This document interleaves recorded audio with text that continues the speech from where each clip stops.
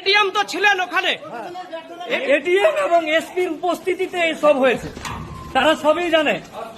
সাধারণ মানুষ, জাতি, ধর্ম, হিন্দু, মুসলমান যাদের নাম ভোটার লিস্ট থেকে বাদ চলে গেছে, তাদের এটা সাধারণ মানুষের আন্দোলন। সাধারণ মানুষ আন্দোলন চালাবে ইনশাল্লাহ।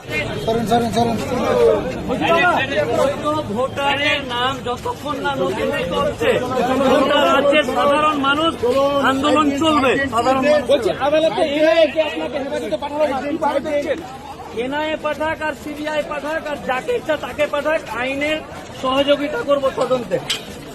বলছি যে আদালত কি বললো আজকে আপনাকে? আদালত আইনজীবীরা কথা বলবে আপনাদের সাথে। বলছি আপনি তো সুজাপুরে ছিলেন। আমি সুজাপুরে ছিলাম, কিন্তু মোটরবাড়ি নামে দিয়েছে, তাতে প্রমাণ করবে।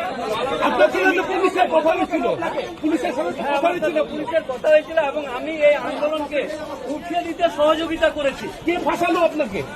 যে ফাঁসিয়েছে না কি হয়েছে সেটা জানি না। আন্দোলন চলবে, আন্দোলন চলবে, গোটা পশ্চিমবঙ্গের সাধারণ মানুষের আন্দোলন, জাতি ধর্ম নির্বিশেষে। হিন্দু মুসলমান যাদের ভোটার নাম কেটে গেছে তাদের আন্দোলন এটা। বলছি দাদা।